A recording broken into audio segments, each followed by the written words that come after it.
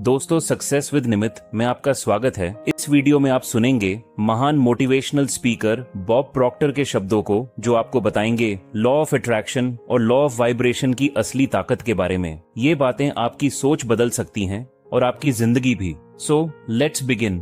आप जानते हैं, हमसे अक्सर लॉ ऑफ अट्रैक्शन के बारे में पूछा जाता है, लेकिन ज्यादातर लोग इसको सही से समझते नहीं हैं। द सीक्रेट एक जबरदस्त हिट बुक रही, वायरल हो गई। दुनिया भर में लगभग आधे अरब लोगों ने इसे देखा और यह लॉ ऑफ अट्रैक्शन के बारे में ही थी।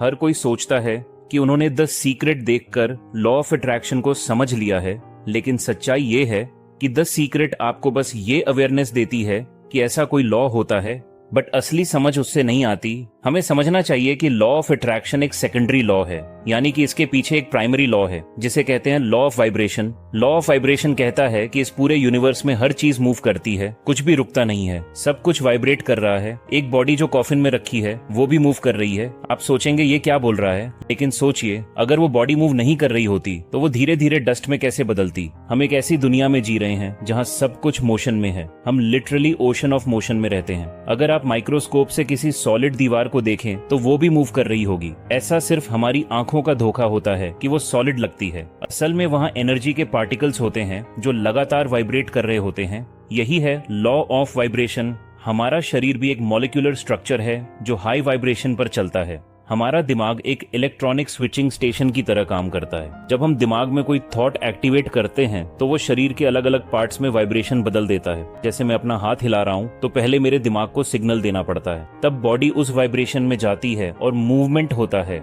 अब ध्यान दीजिए, जिस वाइब्रेशन या फ्रीक्वेंसी में हमारा माइंड और बॉडी होते हैं, उसी के हिसाब से हम चीजें अट्रैक्ट करते हैं। जब आप किसी गोल को सोचते हैं तो आप अपने आप को एक स्पेसिफिक फ्रीक्वेंसी पे ले जाते हैं। ज्यादातर लोग गोल सेट तो कर लेते हैं, लेकिन सिर्फ इंतजार करते हैं कि कब वो पूरा होगा, लेकिन वो कभी नहीं होता। आपको मान लेना होता है कि आपका गोल ऑलरेडी अचीव्ड है, वो आपके माइंड में है, आप उस पर इमोशनली जुड़ चुके हैं। जब आप गोल को माइंड में देख लेते हैं, फील करते हैं, तो अब वो सिर्फ टाइम का सवाल रह जाता है कि वो फॉर्म में कब आएगा। और जब आप उसी वाइब्रेशन में रहते हैं तो आप वो एनर्जी अट्रैक्ट करते हैं जो उस गोल को फिजिकल रियलिटी में लाएगी। आपको अपने गोल को प्रेजेंट टेंस में देखना होता है, जैसे वो अभी है, तब आप उस फ्रीक्वेंसी पर आ जाते हैं। और लॉ ऑफ अट्रैक्शन कहता है कि आप वही अट्रैक्ट करते हैं जो आपके वाइब्रेशन के साथ हार्मनी में है। अगर आप सोच रहे हैं कि मुझे ये चीज नहीं मिल सकती, तो आप ऐसे वाइब्रेशन पर हैं जहां से आपको वो चीज नहीं मिलेगी। लेकिन अगर आप सोचते हैं कि हाँ, वो चीज मेरी है, बस समय की बात है, तो आप उसे अट्रैक्ट करना शुरू कर देते हैं। आपकी वाइब्रेशन आपकी चॉइस है।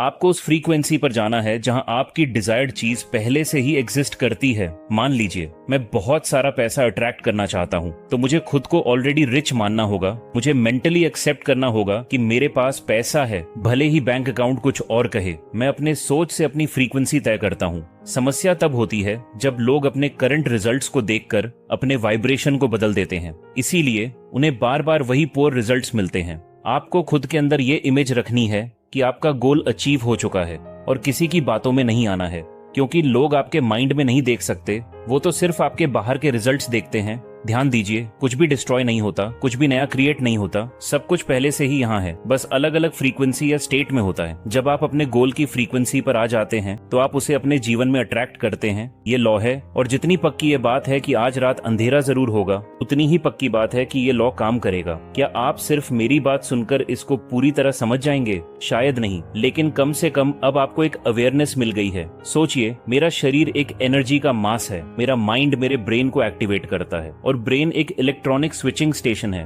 अगर मैं अपनी थिंकिंग बदलूं तो मेरा वाइब्रेशन और मेरा शरीर बदलता है। शायद आपको अब लगे कि मुझे ये स्टडी करना चाहिए। मेरी कंपनी जो सिखाती है वो इन कॉन्सेप्ट्स को गहराई से समझाती है, ताकि आप खुद को समझ सकें और वो सब अट्रैक्ट कर सकें जो आप चाहते हैं। लेकिन इसके लिए जरूरी है कि आप सही वाइब्रेशन पर आएं। आपको यूनिवर्स के नेचुरल लॉज को समझना पड़ेगा। अगर आप नहीं समझेंगे तो आप सिर्फ चांस या लक पर डिपेंड करेंगे, और हो सकता है आपकी लाइफ में कुछ खास ना हो।